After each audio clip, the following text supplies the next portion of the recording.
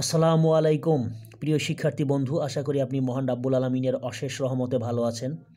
এখন আমি এনভায়রনমেন্ট বা পরিবেশ এই প্যারাগ্রাফটি বাংলা অর্থ সহ পাঠ করছি। এনভায়রনমেন্ট মিন্স পরিবেশ বলতে বোঝায় সারাউন্ডিংস, চারদিকের অবস্থাকে।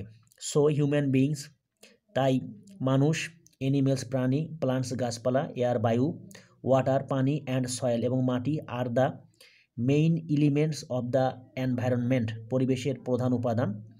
দ্য ন্যাচারাল ফোর্সেস প্রাকৃতিক শক্তিসমূহ লাইক যেমন স্টর্মস ঝড়, সাইক্লোনস ঘূর্ণিঝড় অ্যান্ড আর্থকোয়েকস এবং ভূমিকম্প are also part of this environment এই পরিবেশের উপাদান। এগিন আবার ক্লাইমেট জলবায়ু is a condition of the environment পরিবেশের অবস্থা। অল দ্য এলিমেন্টস সকল উপাদান আর ক্লোজলি ঘনিষ্ঠভাবে রিলেটেড জড়িত বা সম্পর্কিত টু ইচ আদার একে অপরের সাথে। দিস ওয়ে অফ রিলেশনশিপ সম্পর্কের এই অবস্থা ইজ নোন পরিচিত অ্যাজ ইকোলজি বাস্তুবিদ্যা হিসেবে। দ্য ইকোসিস্টেম বাস্তুতন্ত্র ইজ আ কমপ্লেক্স ওয়েব একটি জটিল জাল ড্যাট যা লিঙ্কস সম্পর্কে স্থাপন করে এনিমেলস প্রাণীর সাথে, প্লান্টস গাছপালার সাথে, অ্যান্ড এবং এভরি আদার লাইফ ফর্ম যে কোনো ধরনের জীবনের সাথে, ইন দ্য বায়োস্ফিয়ার জীবজগতের মধ্যে।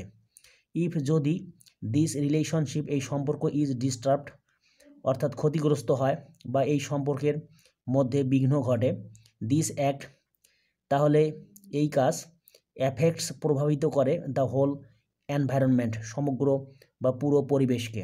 ফর এক্সাম্পল উদাহরণস্বরূপ, দ্য ডিস্ট্রাকশন অফ ফরেস্টস বন ধ্বংসকরণ may have serious ecological influence মারাত্মক পরিবেশগত প্রভাব ফেলতে পারে অন হিউম্যানস মানুষের উপর অ্যান্ড অ্যানিমেলস এবং প্রাণীর উপর। দ্য ইকোলজিক্যাল ইমব্যালেন্স পরিবেশগত ভারসাম্যহীনতা কজেস সৃষ্টি করে ক্লাইমেট চেঞ্জ জলবায়ু পরিবর্তন অ্যান্ড ব্রিংস এবং ডেকে আনে অ্যাবাউট ভেরিয়াস বিভিন্ন ধরনের ন্যাচারাল ডিজাস্টার্স প্রাকৃতিক দুর্যোগকে। সো তাই উই শুড আমাদের উচিত টেক গ্রহণ করা সাম ইফেক্টিভ কিছু কার্যকরী মেজার্স পদক্ষেপ টু মেইনটেইন রক্ষা করার জন্যে বা নিয়ন্ত্রণ করার জন্যে দ্য ইকোলজিক্যাল ব্যালেন্স পরিবেশগত ভারসাম্যকে।